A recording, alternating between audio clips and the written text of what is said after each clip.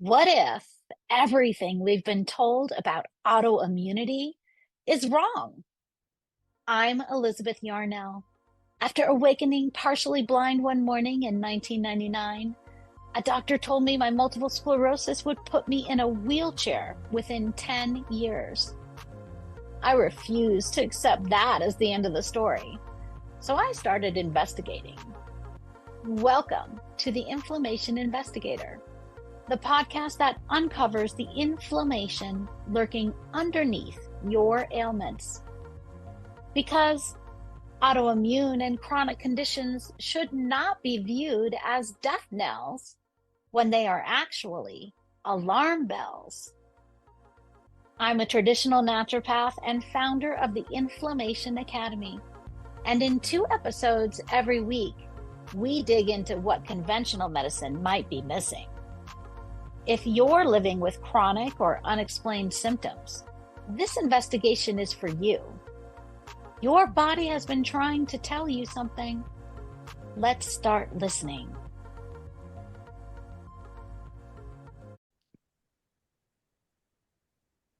Hi, and welcome to today's Inflammation Investigator. Today, we're going to talk about mold and mold toxicity and how that relates to inflammation. My special guest today is Dr. Tricia Thompson, DO. Let me tell you a little bit about Dr. Thompson. She's a board certified physician and the founder and CEO of Root Cause Doc, an online functional and integrative medicine practice based in Maryland that serves clients nationwide.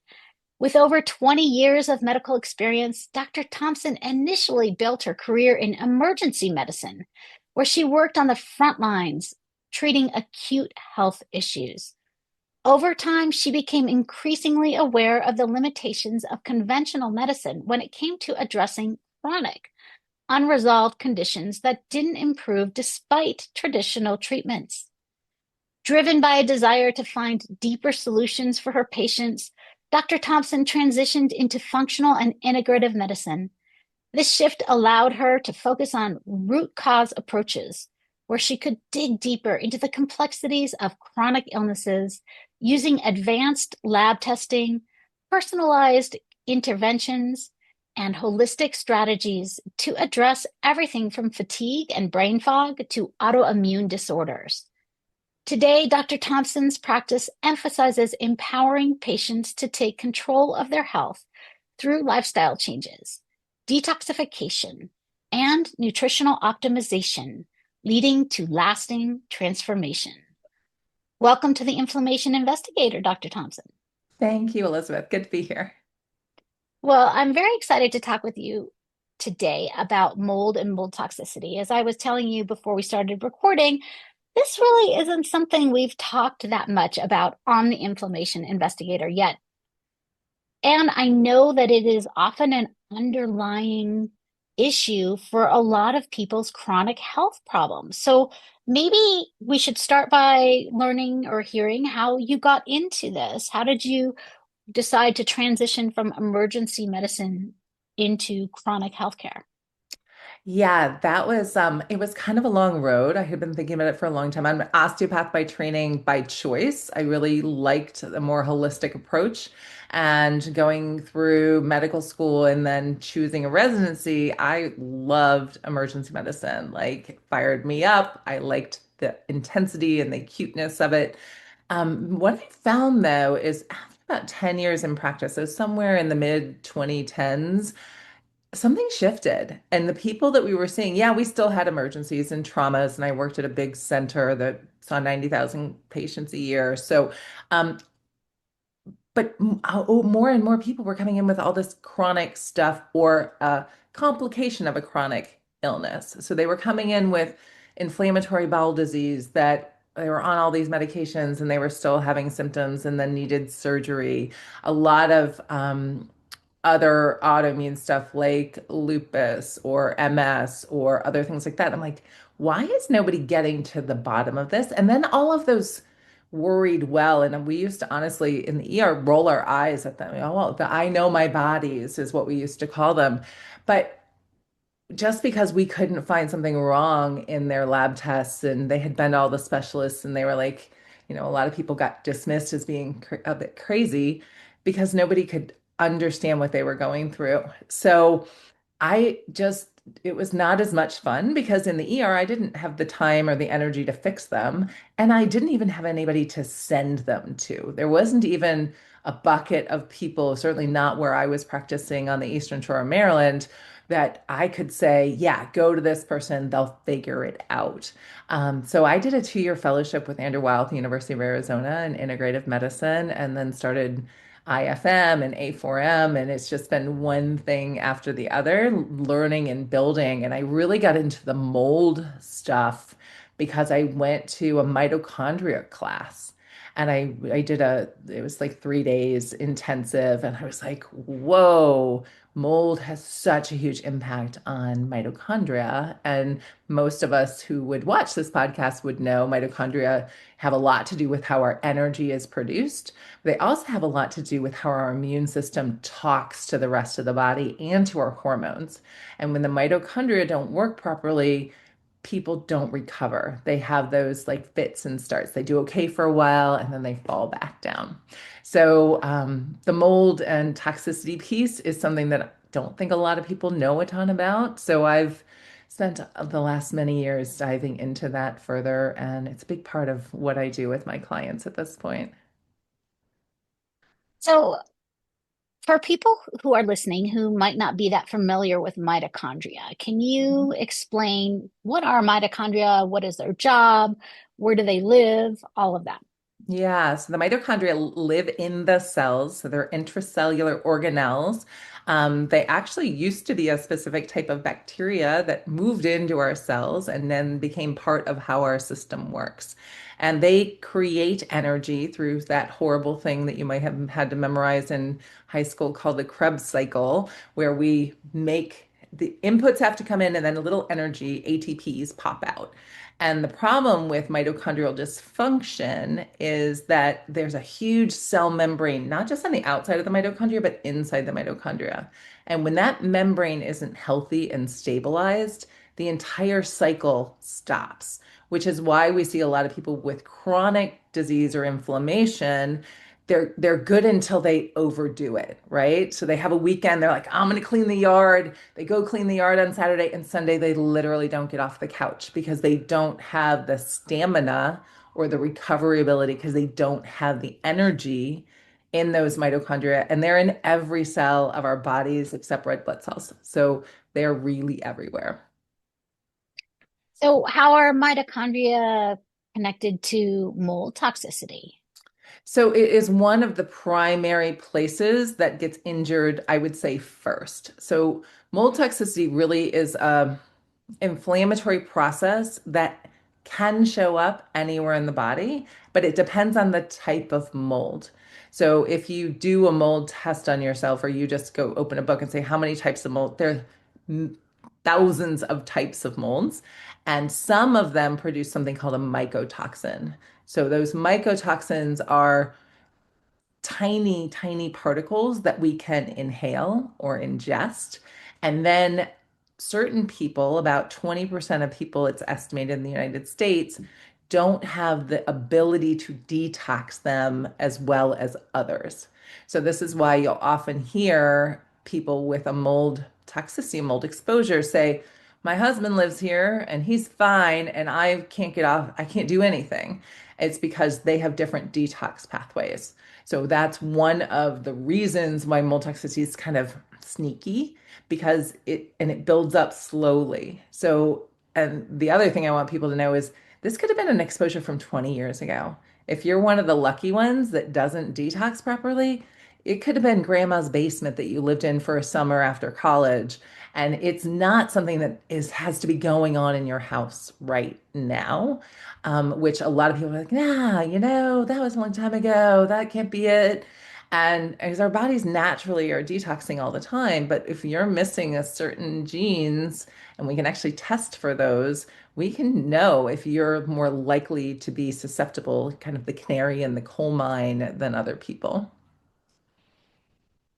We were talking before we started about how my recollections of living on the East Coast include a ton of mold kind of everywhere all the time.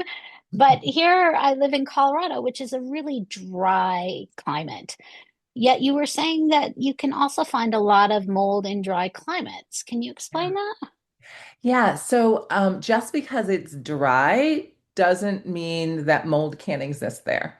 Now, if it's totally dry in any space and there was, let's say, mold from old mold, but it doesn't have any moisture, it's not going to grow. So that's the good news. So in a drier climate, it won't grow. But if it's already there, and some people have a lot of evidence that it's like in the sheetrock when they build your house. So it's not that the mold came after there was a leak in the shower or the roof.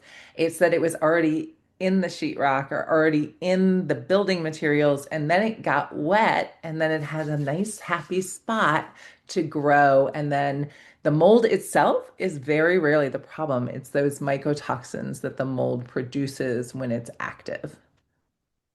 So the wetness kind of activates the mold. Exactly. So it's hibernating until it needs moisture to be growing actively.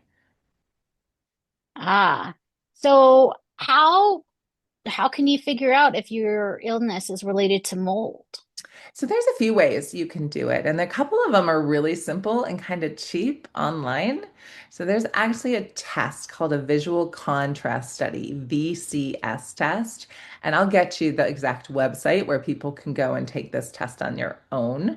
And ask a bunch of history questions, but then you actually test your retina. So you're testing your eyeballs one eye at a time, and you're just saying, are the lines that you're seeing on the screen going up and down, left and right, or right and left?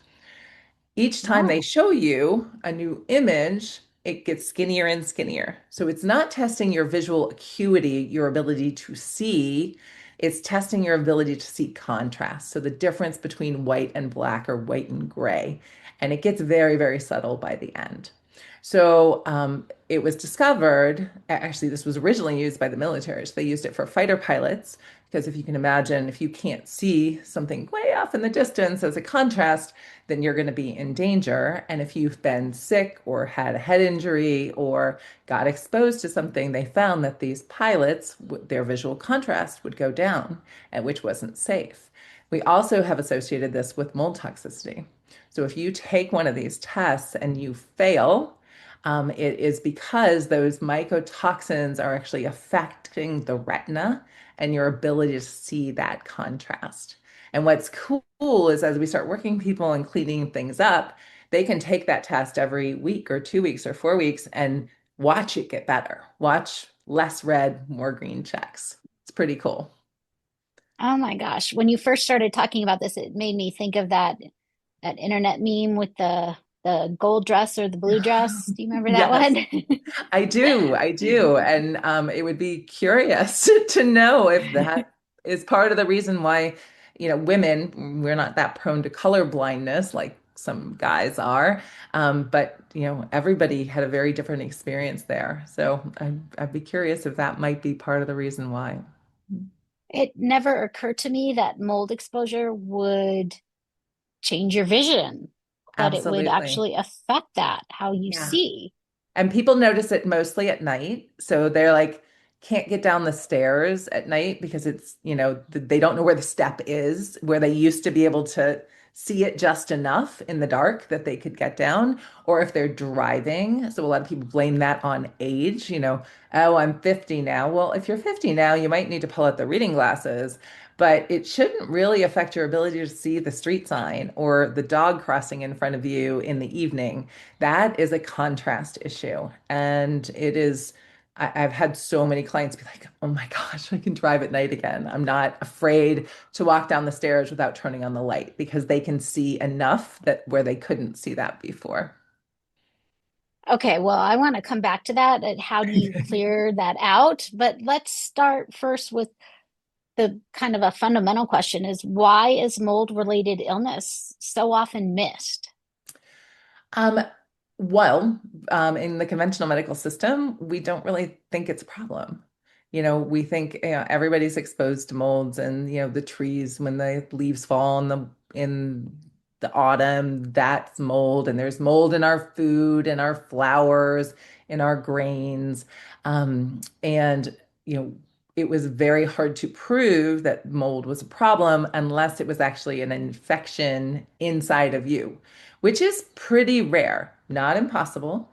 And we actually see it a lot, especially in the sinuses. We test some things with that, and I can go through kind of how we look at things and how we address them because it's a very step by step kind of process. If you start with at the end, you actually make people a lot sicker, and then they don't like you very much. So you have to kind of work through it. So doctors, traditional, conventional doctors, only thought mold was an issue if you actually were growing, you know, a fungal ball in your lung or in your sinus cavity or in your brain, which does happen. But they didn't really see it as a toxin exposure issue. Um, and it causes a lot of symptoms. And I can go into, you know, some of them that are, you know, are inflammatory symptoms that are very much associated or need to be looked into. And there are a lot of other things that can do it too. So I don't know, have you heard of chronic inflammatory response syndrome? I'm not CIRS? sure. Can Okay, you describe so it? I can. So it is, I believe, the precursor to all autoimmune disease, and it's an inflammatory process. It can be triggered by many things. So mold toxins is just one of them. Other things we think about that cause chronic inflammatory response syndrome or and things that look like chronic fatigue type syndromes are, you know, Lyme disease and other tick-borne illnesses, vaccinations, medications.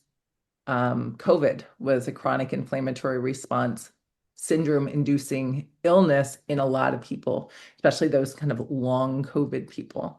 And what's interesting is when you check those long COVID people, they have the same genetic HLA haplotypes as my people who don't do well with other exposures. So it is a detox process, and then it starts to affect kind of the whole body. And there's actually a diagram. I can send it to you, or I can even pull it up that if you have these things, if you have these symptoms, then that's something that probably needs to be investigated as a biotoxin illness. And then through the history, we can most of the time figure out which key unlocked that door. And it might be multiple things, might be a combination of all of these things. So we don't just go, oh, you've got mold. We kind of address it all at the same time. So, if I was someone who was experiencing chronic symptoms, what would be some of the symptoms that might tip me off that maybe this was coming from mold? Hmm. Number one, probably fatigue. And what I mean by fatigue is just that recovery, that resilience that you don't have like you used to. You remember you used to go for a 5 mile run and you were like, woohoo, let's go. But with these fatigue illnesses, you're like, every footfall stinks. And then the next day there's no way you could run again. So that's one thing. Difficulty concentrating. So that can be either focus, like squirrel, squirrel, squirrel, ADHD type stuff, or it can be that you just don't remember. You read the same email 6 times and you're like, I don't know what to do with this. Like you just can't stay focused long enough. Um, Word finding issues. So a lot of clients come to me and they're like, am I getting demented? Like I know the word for pencil, but I couldn't come up with it. Other things, shortness of breath and chronic sinus stuff. That's very often a biotoxin illness system cluster. And a lot of people just chalk it up to, oh, I have allergies.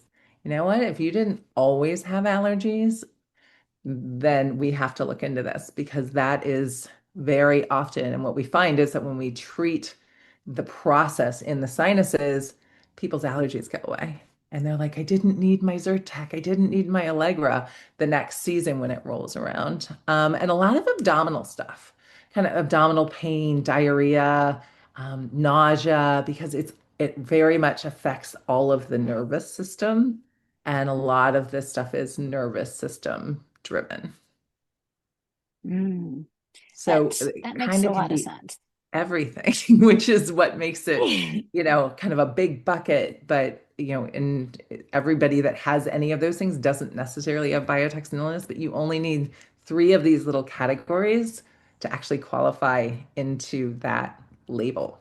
So, So if you do think or suspect that maybe mold is part of the problem, part of mhm. your problems, and you take that vision test, tell me again what that's called. It's called a visual contrast study, VCS. A And visual I think it's the contrast study. Got Mold website, but I'll get you the link of where people can take it. There's two out there. One of them's much more accurate than the other. So I don't want people, it's only $10. Then I don't want you paying for the wrong test. Okay, great. We will put that in the show notes. Yeah. So then what? Then what do you do if you fail that test, what do you do next? Well, the first thing you need to do is make sure you're not still in a mold-laden environment. So that might be just doing a really good visual inspection of inside your house. Um, and the way I do it, I don't have people go out and like tear down their walls and hire somebody for $1,000 to come do an inspection. We see if we can get you better. And we do that with kind of a multi-pronged approach, an anti-inflammatory food plan, some neuroinflammation supplement support. So things like phosphatidylcholine, omegas, Relora, L-theanine, holy basil combination. And usually, if people have mold or other biotoxins, that is like they'll notice immediately that within a couple of days, their focus is better. They're not as tired. Their gut's more calm. So, so the food, we work on the nervous system a lot, making sure that you're getting adequate sleep, bringing down your parasympathetic and using 4-7-8 breath or other meditation type practices. And then we'll add binders and we'll make sure that the gut microbiome is really healthy. And we don't do that with probiotics because most people don't need probiotics. They actually need some antimicrobial herbs to get rid of the bad guys that are in the gut. And that we can, we usually treat based on the history, and most people get much better very quickly. If you get stuck, we can always do fancy tests that are more expensive, looking at urine mycotoxin levels, which I think is fascinating to have kind of the before and after, or a gut microbiome test where we're looking at a stool test, that sort of thing. All of, there's nothing I say, there's no test I can't get my hands on, but I don't do a lot of testing up front because I've been doing this long enough. I know what we're going to find. But if you want to find out, we can order anything. So that's all you need to do is kind of clear out the source of the mold and then help your body clear out any mold that's in there as well. Help your pathways function. Yeah, definitely helping the pathways function, making sure the liver is working really well and the gut is working really well, because without that, we're not going to detox this stuff. But that's really just kind of the first phase. So once we get the stuff out of you, we still have to repair things like the mitochondria and the cell membranes. We have to make sure that they're working the way they're supposed to, which is not as simple a process as just doing a detox or taking some binders, although they can be helpful for getting stuff out. Everything's got to be kind of laid out in a pathway so that you're doing it the right way. Because if I just throw binders at you, or you probably know people that have done, they've done a liver cleanse and they feel so much worse because their body wasn't ready to do that. Mhm. So Mhm. that's kind of the pathway, but then we really have to heal the brain. So there's damage to those mitochondria in the brain. And as we know, nerves take long time to heal. But the cool part is once they start to heal, we start to see things like tinnitus go away, peripheral neuropathy go away, that brain fog, concentration, memory stuff improves. But that part takes a lot longer. It can take, from 3 months to 3 years or longer for that to happen, depending on how much damage was done in the first place. Since your background is in emergency room medicine, how does Mhm. that influence how you practice now? I think the biggest influence that has is well, one, I know sick, not sick. So, some doctors aren't that good at telling who's sick and who's not sick. But I think the biggest thing is the investigatory phase. So in emergency medicine, you're given a snapshot of somebody's life. You get Mhm. some of the story, and then you've got to make decisions based on that. So one of my superpowers is that diagnostic, connecting the dots. And if I, like, yeah, I have one here. Like if I talk to a client, this is what their notes look like. This is a Wow. timeline of from birth till now or before birth till now, family history, things that happened, places they were. So for me, it's all about connecting those pathways and what what got screwed up first, and then oh, well, then this got added onto it. Oh, and then I got divorced, and oh, then I had. I went to Japan or I went to Africa for a month and I got malaria or whatever. So you can start to see all the pieces come together. So for me, it's that diagnostic complexity that I think are very similar, even though we're looking at different pathology. So we talked a little bit about why some people might react more to mold than people who might be living in the same house as they are. So would you say it comes down to those clearance pathways? I think that's a big piece of it. Not for everybody. I mean, certainly the load, and then, you know, did I have Lyme disease when I was 18 that I never quite got rid of, or did I have something else that has been added on? Was I on a medication? Was I on a lot of antibiotics as a kid? Did I screw up my gut microbiome? Um, but yeah, those detox pathways are huge, and we can actually measure HLA haplotypes.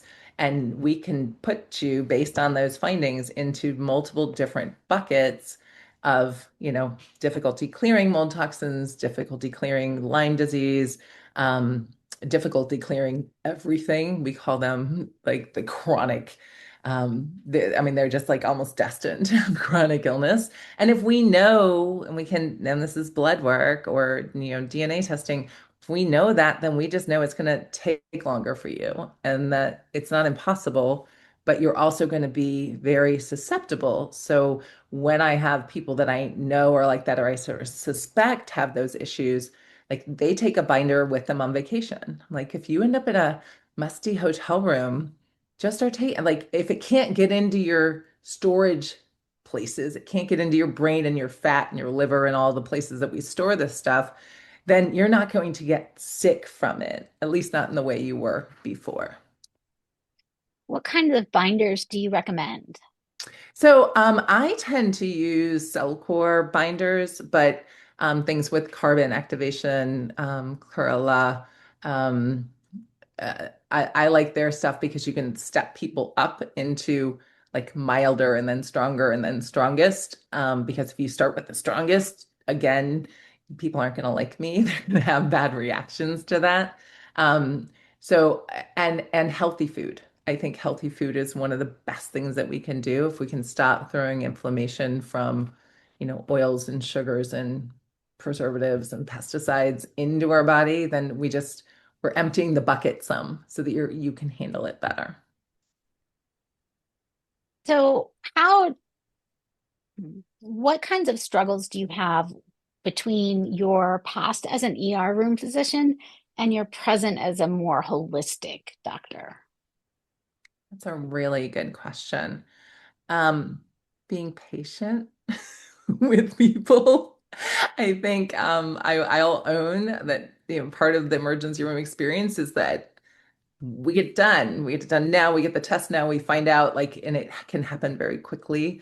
This process does take a lot more time, and me and my team, I have two health coaches and two nutrition coaches and two nurses that are really supportive of people all the way through, because we want the magic wand. And then I tell people, if I could wave my magic wand and make you better, I would, but it's a process. So for me, I have to have patience, and I know it's going to take longer, but being able to share that patience with clients so that they don't get frustrated and they're like, this isn't working. And I'm like, it is working. It's just not working on your timeline. So we do a lot of mindset work around that.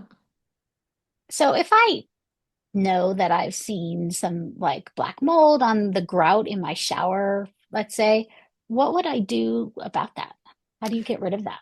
So most of the stuff that's on the grout in the shower is actually mildew. So most of that is mildew, not mold. Mildew does not produce the type of biotoxins that mold does. So household cleaners, combinations of, even vinegar and baking soda will take that off. Bleach will take that off, even though we don't really want to be breathing that in while we're cleaning it.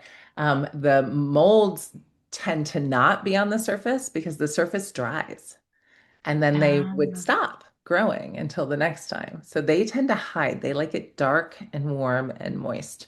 So they're more likely to be behind the wall where your shower head is, where there was a little leak that went back there.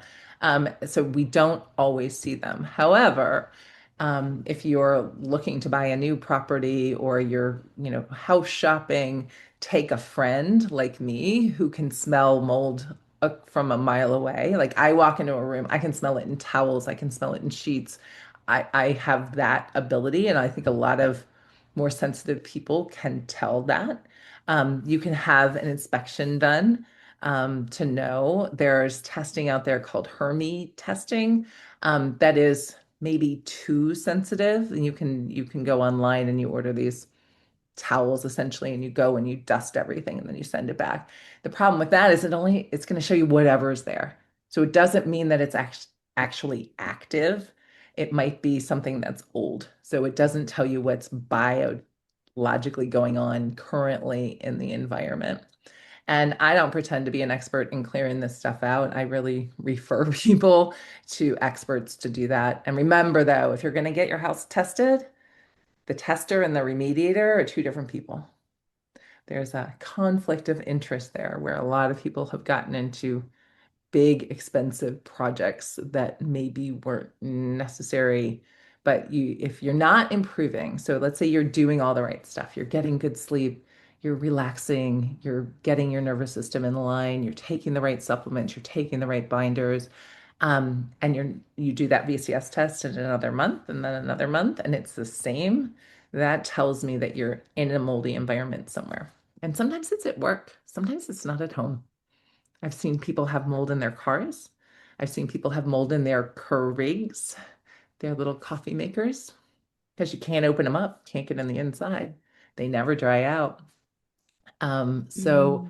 there's a lot of places that it can be hiding, but I don't also want people to be terrified of mold. I've gotten on some of these mold groups, Facebook and whatever, and they're like, "Oh my gosh, there's this little teeny spot up," and I'm like, a little teeny spot's not going to kill you. So this is something that hurts us over time. It's not an acute illness for most people unless they move into a place that's just flooded with mold. So if say you had some mold like in your basement, but your bedroom was on the second floor, would that be an issue? Over time, it will be an issue, usually because the air handler goes through that space. So if you have a ventilated air conditioning system, lots of times the air handler or the furnace is in the basement, or there's a return in the basement, and then we're just circulating the air throughout the house. If you think you're in a moldy environment, one of the best ways you can tell if it's a problem, just go away for a few days to someplace you know is not moldy. Go camping, get outside. That can be, and that's a huge, huge benefit. Getting out in the sunlight, getting fresh air makes people feel so much better. And then they go on vacation, they come home and they're like, oh, and they just think it's because they were going back to work or they're, now they've got all the kids and the responsibilities, but it's really that the house, the environment is sick. And I actually just had a bathroom remediated in my house that it's a house that I'm renting, but there was a little leak into the living room and we thought it was probably a fresh leak. And when we got in there, it was not. So there was all sorts of mold. So I just went through it myself. Yes, which I know some people who it's been like a enormous nightmare to get rid of mold. Hmm. Uh, I've heard that ultraviolet light, like sunlight, can actually kill mold. Is that true? Hmm. Yes, it is. And some people will put those ultraviolet lights in their duct system to make sure it can't grow in there. Um, so yeah, but it's ubiquitous and it's all not really dangerous for most people. It's certain species that tend to be the worst, the more neurotoxic or kidney toxic or liver toxic they are, then the harder they are to get out. So, the path forward, when you figure out that mold is your issue, can you give us some advice for that? Sure. But I would remind you, mold's not ever going to be the only issue. So we don't Mm. live, we live in a complex world. We live in a complex environment. There's lots of toxins everywhere. So it's not usually just mold, although it can be. So the first steps, you got to get out of there. You got to go live somewhere else where the mold is not until the mold can be fixed. Um, you've got to sleep. You've got to eat clean. You get all the other stuff we talk about to decrease inflammation. We got to make sure we have enough nutrients, not just that we're taking in, because I have clients come to me on the prettiest diet. I'm like, can you just come cook at my house? You're like all non-GMO and organic and beautiful, but their gut's so sick, they're not incorporating it, they're not absorbing it. So we've got to get the gut working well. You've got to poop every single day. If you're not pooping every day, that's not normal. I don't know how it became that people were like, just accept, I go every 4 days. I'm like, they're like, I've always done that. I'm like, that's a problem because we're asking your body to pull these toxins into the stool so you can defecate it out. But if you're not going, they just get reabsorbed. So it's like this constant recycling of the toxins in your system.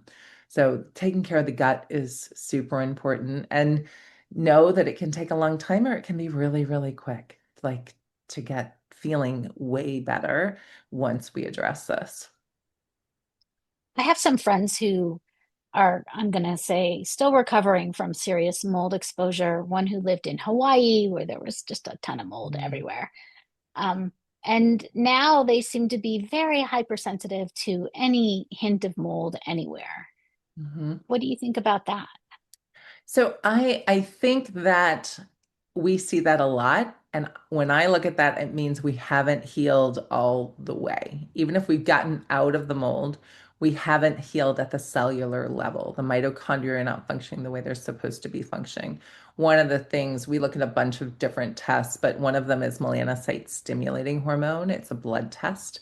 Melanocyte stimulating hormone comes from the pituitary gland, just like all the other stimulating hormones that talk to all the hormones in your body. Problem is, when your MSH is low, you don't, one, make testosterone well. You tend to have gut irritability without necessarily even just they can have really pretty stool studies and all of that, but their gut's always irritable. Their antidiuretic hormone is low, so they don't hold on to, they're always thirsty. They feel lightheaded when they stand up. They can have POTS type symptoms. And that actually is a secondary problem from something called MARCONs. Do you know about MARCONs is it's a resistant staph infection or overgrowth that ends up in the sinuses and it creates a biofilm. So it likes to hide itself in a little tent from your immune system and it produces its own biotoxin.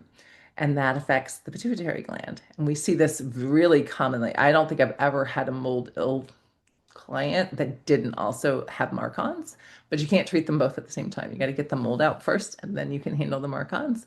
So a lot of times when they're not recovering, it's because these other systems haven't gotten better yet. We can look at other tests for like vasopressin, VIP, TGF beta 1, other blood work that you can order that looks at how the proteins at the cellular level are being made. So, how the ribosomes are actually making your proteins. If your proteins aren't made properly, lots of typos in it. They don't fold right. If they don't fold right, they don't get on receptors right. So, it's this huge cascade, which is why when I started this, I said it's not just getting the mold out. Like, we have to heal the whole system. And a lot of those people I tend to find have other causes like Lyme disease, um, other inflammatory things that are going on in their system that are triggering that still. Sometimes food sensitivities, but then that comes back to the gut. You fix the gut, the food sensitivities go away. So those tend to be the canaries in the coal mine that really stay stuck. And I've had several of those people, still have them in my practice. They get better eventually. It's just, it can take a long time, and you've got to be really persistent to address each individual thing while still doing all the right stuff, the core kind of basics. Kind of as an aside, how is MARCONs diagnosed? Is there like a swab? Uh-huh. It's a nasal swab, just like a COVID test. You stick it up your nose and then they send it to the lab and they actually grow out whatever happens to be in there. Marcons can be one, so you can have Marcons alone with a light, medium, or heavy biofilm. So I think of the biofilm kind of being like saran wrap. So you can go to the dollar store and get the cheap saran wrap that you can't even pull off the thing. You can go to the grocery store and get the decent saran wrap, or you can go to the restaurant supply store and get the serious saran wrap. So that serious saran wrap, that we have to poke holes in it for the immune system, even to, and the antimicrobials that we use to even get in there to start decreasing the colonies of those Marcons bacteria. And then a lot of times I'll see um, bacteria that usually live in the stool. So things like E. coli and Klebsiella grow in there. And they also do a fungal culture. So there, I have had several people that are actually growing fungus in their sinuses as well. So, and if that's happening, then we're having this repeat of the mold, which is why they don't Over get and better. over. Hmm. Yeah, Yeah. that's kind of horrifying to think. And that's not visually seen. You can't just when someone Mm-mm. puts a scope up your nose, they can't see the mold. No, they can't. I mean, if there was a big ball of mold, yes, but like most of the time, the mold is actually in with the bacteria living under the tent. So you're just going to see that there's, thick mucus and like it's not pretty and clean and pink. But even then, I mean, and the ENTs will argue with you, but when you treat it, like the people's sinus stuff goes away, their allergies. They don't get colds as much. When they get a cold, they don't get a sinus infection or bronchitis. So all of those kind of feed on each other. So I think it's important. It's an important thing to look at, but you don't want to look at it if you've got a bunch of other stuff going on because we can't treat it yet because you'll just get worse. Is Marcon's treated with like an antifungal? Are antifungals helpful to take? So antifungals can be helpful to take if there actually is fungus. So you can use a topical nasal spray, an antifungal nasal spray in the nose if there is fungus in there. Marcons is, remember, a bacteria, so Oh, antimicrobials tend to work better. There are prescription nasal sprays, but we use a lot of herbal kind of compounds that we would use for other things like biocidin, which you may have heard of. It's an antimicrobial herbal thing, but it's an LPS formula, so it's a lipopolysaccharide formula, and we can use that as a nasal spray, and that's pretty effective most of the time. excellent. So this has been such a fascinating conversation. Is there anything that we haven't talked about yet that you want to make sure people understand about mold toxicity?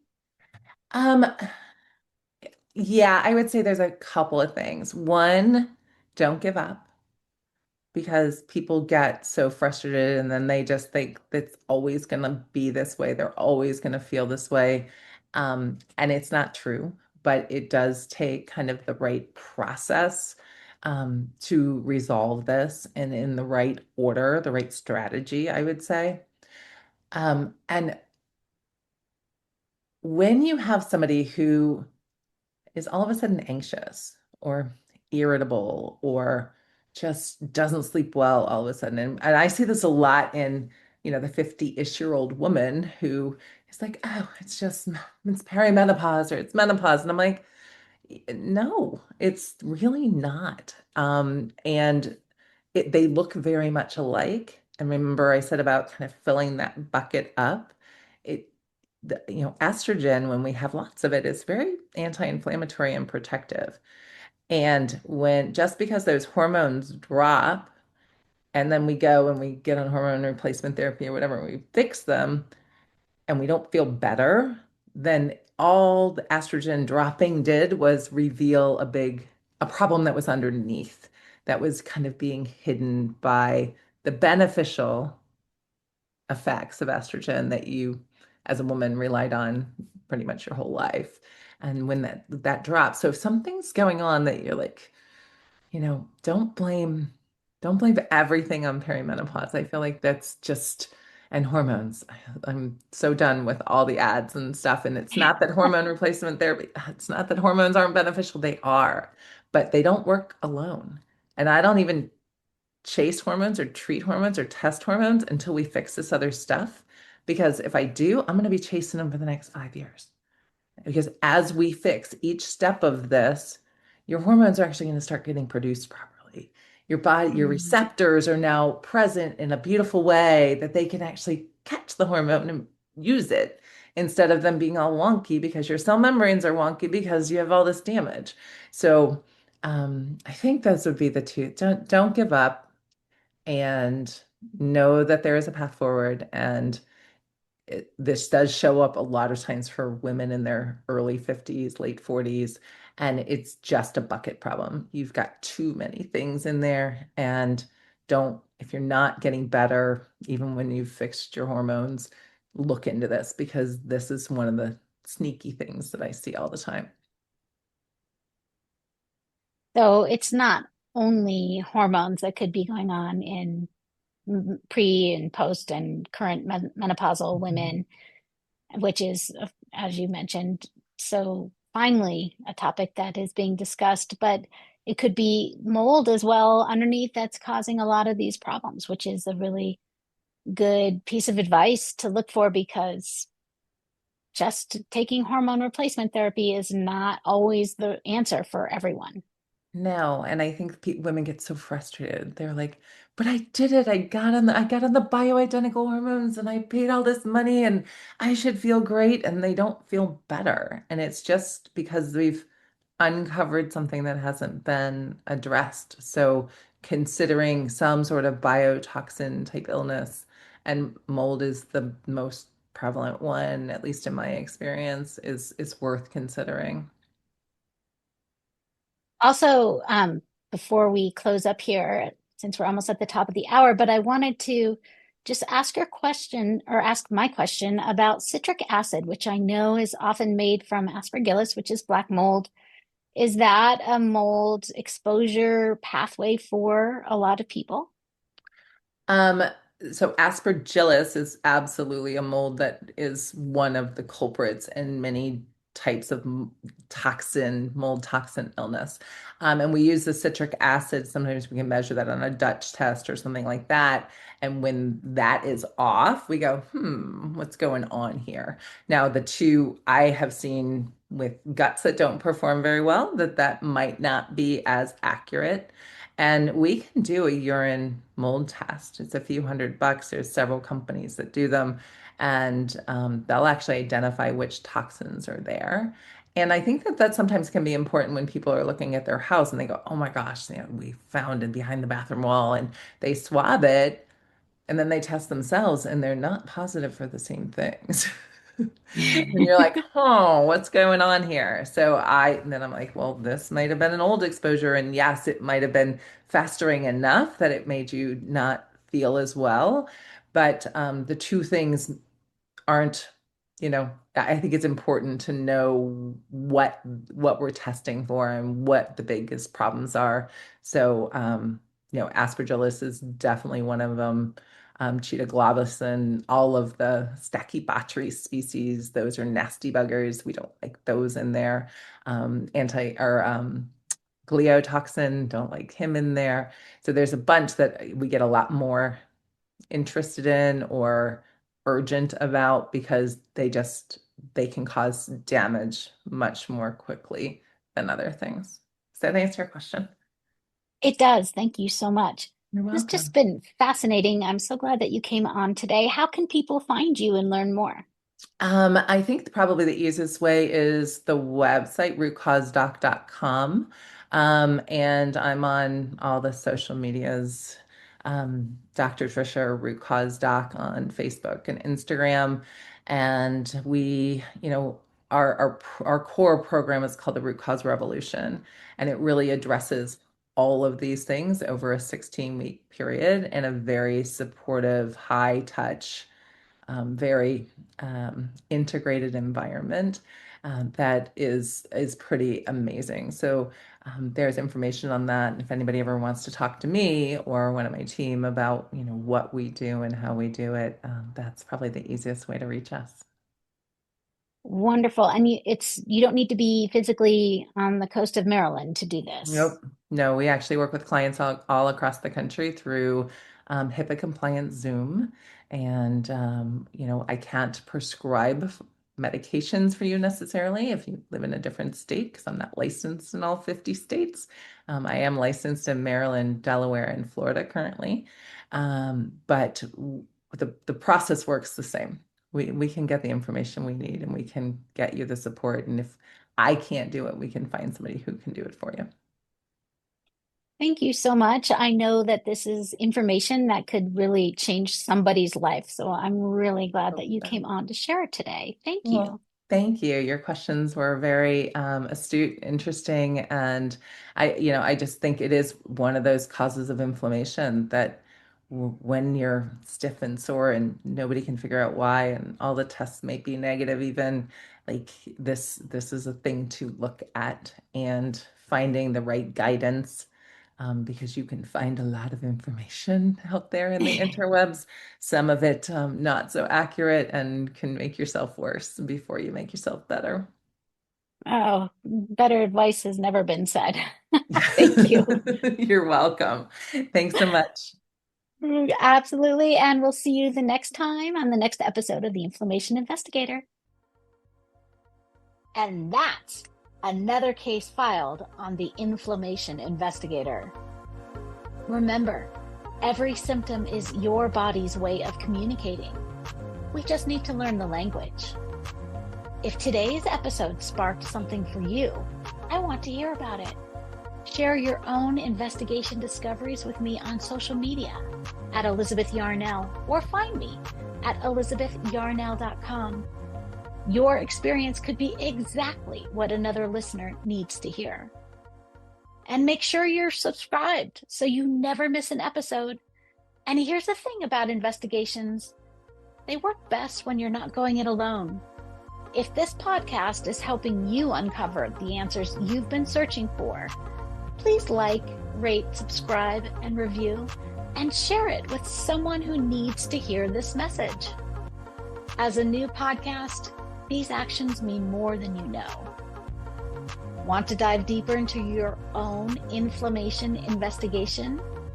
Head over to inflammationinvestigator.com, where you can take my free inflammation quiz to uncover which hidden triggers might be affecting your health. Until next time, this is Elizabeth Yarnell, your inflammation investigator, reminding you that the solutions to your health issues are out there. Let's find them together.